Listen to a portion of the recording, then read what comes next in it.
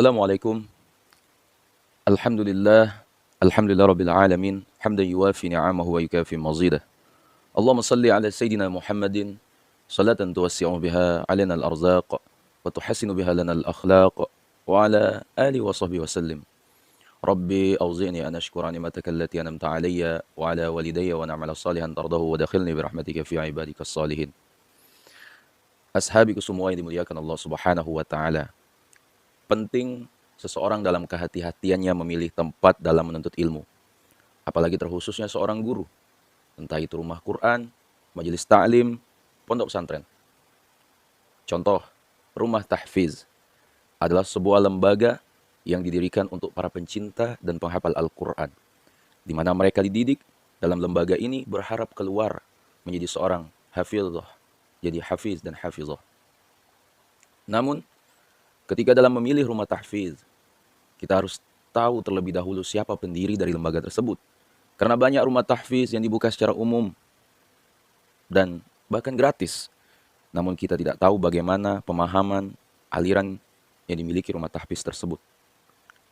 Kedok yang paling aman untuk penyebaran paham yang keras, yang ekstrim adalah dengan mendirikan rumah tahfiz. Kebanyakan seperti itu.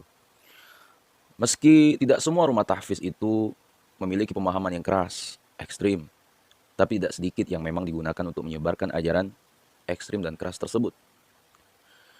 Masyarakat pun akan mudah menaruh minat dan simpati kepada rumah tahfiz itu. Karena siapa orang tua yang tidak ingin anaknya hafal Quran? Oleh karena itu, orang tua harus bisa memilih rumah tahfiz yang tepat bagi putra dan putrinya. Jangan sampai dengan maraknya rumah tahfiz itu malah melahirkan generasi seperti yang dijelaskan dalam sebuah hadis, di mana Ali bin Abi Thalib, bahwa beliau pernah mendengar Rasulullah SAW bersabda, "Syayakhruju fi akhir zaman, qaumun ahdatsul asnani syufaha'ul ahlami, yaquluna min khairi qawli bariyah, yaqra'una al-Qur'ana, la yujawizuhanna jirahum, yamruquna min ad-din kama rukus syahmu min ar-ramiyati, fa idza laqitumuhum faqtuluhum, fa inna fi qatlihim ajran liman qatalahum indallahi yaumal qiyamah."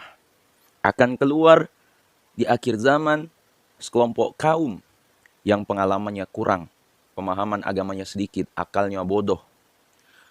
Mereka mendengung-dengungkan sebaik-baik ucapan makhluk.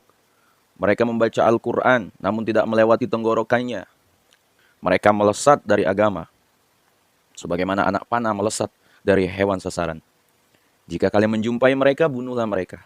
Karena membunuh mereka ada pahalanya di sisi Allah Subhanahu wa taala bagi yang berhasil membunuh mereka. Hadis riwayat Imam Al-Bukhari dan Muslim. Ashabiku semua dimuliakan Allah. Cikal bakal pemahaman tersebut berasal dari riwayat seorang laki-laki pemrotes Nabi. Sepulang dari Fathul Mekah, Nabi dan pasukan mengepung kabilah Hawazin dan terlibat perang di lembah Hunain. Nabi mendapat rampasan perang yang banyak, 4.000 ons perak, 24.000 ekor unta, dan 40.000 ekor kambing. Nabi transit di lembah Jiranah dan membagikan sebagian perak yang disimpan Bilal. Tiba-tiba datang seorang lelaki dan menegur Nabi, "Hai Muhammad, berlakulah adil." Kemudian Nabi menjawab, "Celaka. Kalau saya saja tidak adil, lantas siapa yang adil? Seandainya saya tidak adil, niscaya kamu buntung dan rugi." Umar marah waktu itu dan minta izin membunuh lelaki itu. Nabi menolak dan berkata, "Aku berlindung kepada Allah dari perkataan orang-orang bahwa aku membunuh sahabatku sendiri." Orang ini dan pengikutnya kelak membaca Al-Quran tetapi tidak sampai kerongkongannya. Mereka keluar dari agama seperti lepasnya anak panah dari buruannya. Peristiwa ini terjadi pada tahun 8 Hijriah. Ashabiku semua, kelak dari jenis laki-laki ini lahir sekelompok orang yang berlebihan dalam agama, sehingga keluar dari agama. Dalam sebuah riwayat lain, Nabi membagikan emas mentah yang dikirim Ali dari Yaman. Emas itu dibagikan kepada 4 orang, yaitu Uyainah ibn Badr, Aqra bin Habiz, Zaid al-Khail, dan Alqamah bin Ulathah atau Amir bin Tufail. Lalu salah seorang sahabat memprotes, "Kami lebih pantas menerimanya ketimbang mereka." Ucapan ini sampai kepada Nabi dan beliau berkata, "Apa kalian tidak mempercayaiku? Padahal aku ini kepercayaan langit yang mendatangiku dengan kabar wahyu tiap pagi dan petang. Kemudian berdiri seorang laki-laki yang cekung matanya, menonjol pipi dan dahinya, lebat jenggotnya, pelontos kepalanya dan cingkrang celananya, dan berkata, "Hai Rasulullah, takutlah kepada Allah." Nabi menjawab, "Celaka. Bukankah aku ini penduduk bumi yang paling berhak untuk takut kepada Allah?" Lelaki itu berpaling dan berkata, Khalid bin Walid, "Wahai Rasulullah, izinkan aku menikam lehernya." Nabi menjawab, "Jangan, barangkali dia sholat." Khalid menukas, banyak sekali orang sholat yang mengucap sesuatu yang berbeda dengan hatinya. Nabi berkata, "Sungguh, aku tidak diperintah untuk menyelidiki hati manusia dan membedah isi perutnya." Nabi kemudian menatap lelaki itu yang menyingkir dan berkata, "Sungguh akan keluar dari jenis lelaki ini suatu kaum yang lancar membaca kitabullah tetapi tidak sampai ke kerongkongannya. Mereka keluar dari agama seperti keluarnya anak panah dari busurnya." Al-Imam Abu Sa'id Al-Khudri, Sayyidina Abu Sa'id Al-Khudri mendengar samar-samar Rasulullah SAW berkata, "Jika aku jumpai mereka, akan aku perangi. Mereka seperti kaum Samud." Asabiku semua, lelaki pemrotes itu yang diramalkan Nabi pada tahun 8 Hijriah, ya, atau sekitar 9 Hijriah, kelak muncul sebagai firqah agama dan politik pada tahun 37 Hijriah selepas Perang Siffin. Mereka yang protes terhadap keputusan Ali yang menerima tahkim, ya, menggemakan kalimat la hukma illa lillah, dan keluar dari barisan Ali. Semua pihak yang terlibat tahkim, baik dari kubu Ali maupun Muawiyah, dicap kafir dan halal darahnya. 3 tahun setelah itu, Ali bin Abi Thalib ditikam oleh Abdurrahman bin Muljam, anggota ini, ya, dan wafat selepas itu. Pemahaman ini juga mengincar Muawiyah tetapi gagal melakukan eksekusi.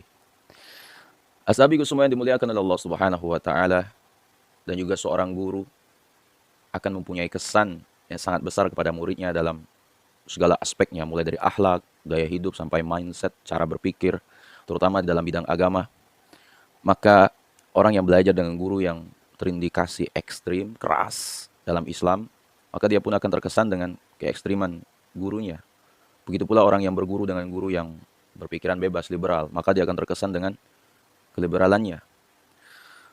Di antara kewajiban seorang muslim sebelum mengambil guru, terutama dalam bidang agama, hendaknya dia meneliti benar-benar background guru tersebut agar tidak salah dalam memilih ilmu.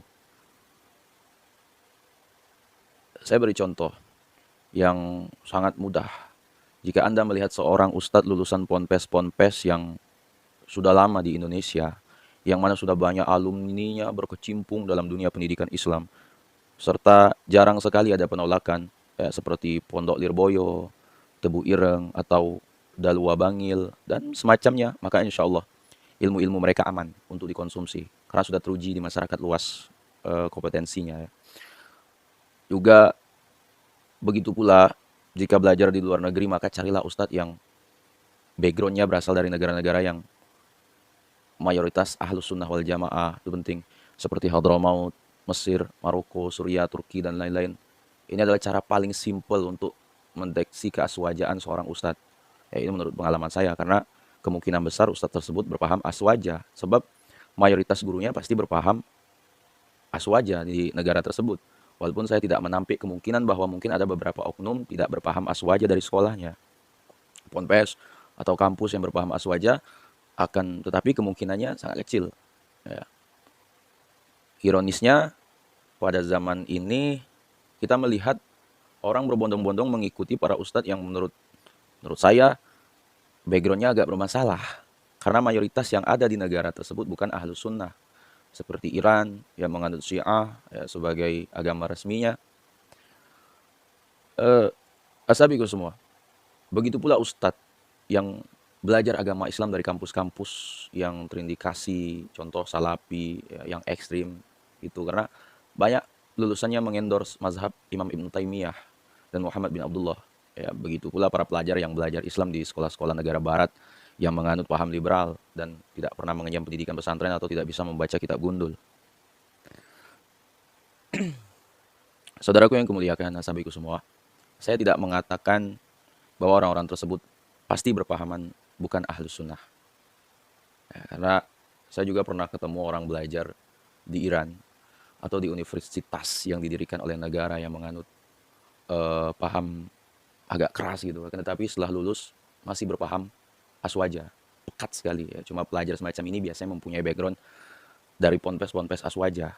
Dan jumlahnya tidak banyak jika dibandingkan orang yang saya temui terpengaruh dengan mazhab yang ada pada sekolah atau negara tersebut. Ya. Hal-hal semacam ini mesti sangat diperhatikan. Karena kita akan terpengaruh dengan sekitarnya. Manusia akan terpengaruh dengan sekitarnya seperti keadaan sosial, masyarakatnya, terutama gurunya. Walaupun dia adalah keturunan orang mulia. Sekalipun karena keturunan orang mulia tidaklah maksum. Ya. Ironisnya, akhir-akhir ini saya melihat fenomena yang kurang bagus. Ya, terutama negara kita tercinta Indonesia, banyak orang mengikuti para ustadz yang belajar dari negara yang mayoritas bukan aswaja atau berasal dari sekolah yang terafiliasi dengan negara yang bukan aswaja karena kekayaannya, keviralannya, kebagusan parasnya, atau bahkan karena beberapa perkara luar biasa yang dilakukan seperti kasyaf dan lain-lain. Padahal hal-hal semacam itu tidak menunjukkan kebenaran seseorang dengan makna orang tersebut viral belum tentu benar. Kaya belum tentu benar. Ganteng belum tentu benar. Ya, atau bahkan keluar karomah pun belum tentu pahamnya benar. Karena hal-hal semacam itu hanyalah awarid ammah, ya, bisa diberikan oleh Allah kepada siapapun orangnya, keturunan orang mulia, ya, orang biasa, orang soleh, fasik, atau bahkan non-muslim. Dikatakan oleh Imam Muslim dalam sahihnya, ilmu ini adalah agama. Maka pikirlah, cek dan cross check dari siapa kita mengambil agama kita. Ya. Asabiku semua, guru Anda adalah faktor penentu akhirat Anda. Maka bijak-bijaklah dan berhati-hatilah dalam memilih guru. Nah, asabiku semua, terakhir, Abdullah bin Zil Khuwaisirah. Nama lainnya adalah Hurkus bin Zuhair Sya'di. Digambarkan sebagai lelaki soleh. Berbagai riwayat sahih menggambarkan lelaki Bani Tamim ini satu klan dengan Muhammad bin Abdul Wahab At-Tamimi. Dengan sejumlah ciri fisik, cekung matanya, menonjol tulang pipi dan dahinya, lebat jenggotnya, pelontos kepalanya, dan cingkrang celananya. Ya, dari jenis lelaki inilah kelak lahir para ahli ibadah, ya, yang membasahi bibirnya dengan bacaan Al-Quran, sehingga dikenal sebagai Al-Qura. Ya, ibadah mereka tekun, tangannya kapalan, di antara dua matanya terdapat tanda bekas sujud. Ya.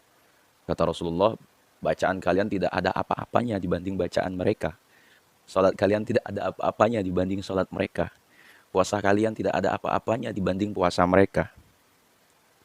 Namun, kesolehan itu sirna karena mereka merasa paling soleh. Mereka membaca Al-Quran dan menyangka Al-Quran hujjah bagi mereka. Padahal hujjah terhadap mereka, ya, mereka seburuk-buruk makhluk Allah, kata Ibnu Umar. Imam Ahmad meriwayatkan sebuah hadis. Rasulullah SAW pernah menyuruh para sahabat utama, Abu Bakar, Umar, dan Ali untuk membunuh seorang laki-laki yang kondang ibadah, tetapi ujub dengan ibadahnya. Mereka juga merasa paling benar dan mengukui pendapat sendiri. Yang tidak sejalan dengan mereka dituding sesat dan kafir. Pengikutnya berasal dari anak-anak muda belia yang cekak akalnya. Mereka mengucapkan sebaik-baik perkataan manusia tetapi tidak menyelami maknanya. Ciri lainnya adalah berontak terhadap pemimpin. Kata Imam Ibnu Hajar, ya, mereka ini keluar dari ketaatan kepada pemimpin. Ya, kemudian meninggalkan mereka dan jamaah. Ya, awalnya adalah protes terhadap kebijakan pemimpin seperti dilakukan Dzul Khuwaisirah kepada Nabi. Giliran berikutnya berontak terhadap pemimpin seperti dilakukan Abdullah bin Al-Qawwa dan gerombolannya kepada Ali karamallahu wajhah.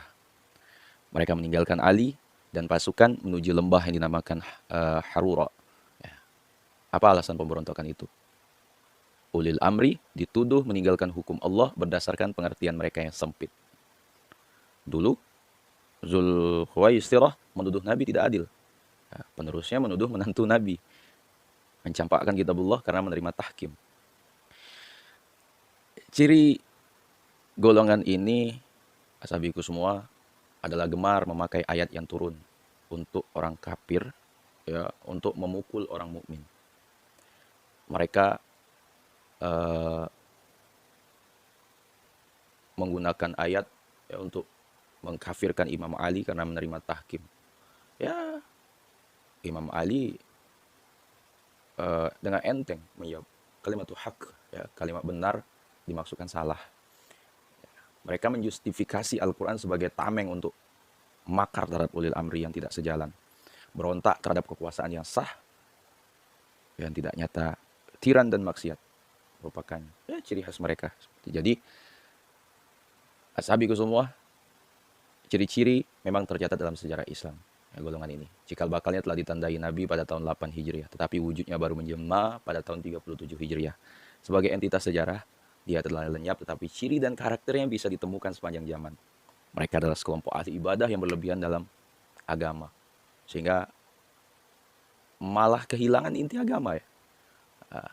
Ya, pendahulu Zul Khuwaisirah digambarkan, ya, yang saya jelaskan tadi, berjenggot tebal, bercelana congklang, berdahi hitam, tanda-tanda kesolehan bagi anggapan sebagian orang. Namun Nabi justru melaknatnya sebagai pendahulu seburuk-buruk makhluk.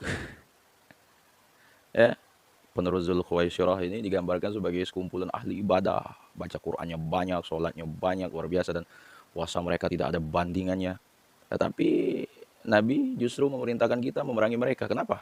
Karena mereka membajak Islam untuk membela nafsu mereka, ya, memonopoli kebenaran mereka, ya. Mereka memonopoli kebenaran. Nah, aliran ini adalah pendahulu kelompok takfiri, ya. Hukum adalah diringkus dalam tafsir mereka yang sempit. Siapa saja yang tidak berhukum dengan hukum Allah dalam pengertian mereka dicap sesat, kafir, dan boleh diperangi.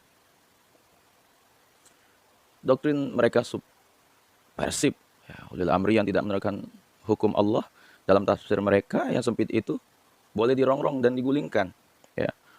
Selain pendahulu kelompok takfiri, kelompok ini adalah pendahulu tradisi bugat dalam sejarah Islam.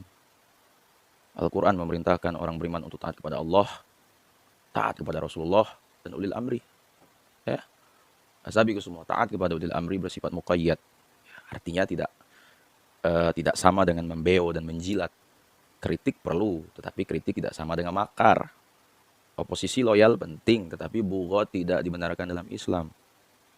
Ashabiku semua, terakhir, apakah kita temukan ciri-ciri aliran ini, pemahaman ini pada zaman now? Tengoklah kanan kiri dan periksa diri kita sendiri. Mudah-mudahan saya, kalian, dan kita semua tidak termasuk golongan yang dilaknat Nabi sebagai seburuk-buruk makhluk itu. Walaiyazubillah, wallahu a'lam. Assalamualaikum warahmatullahi wabarakatuh.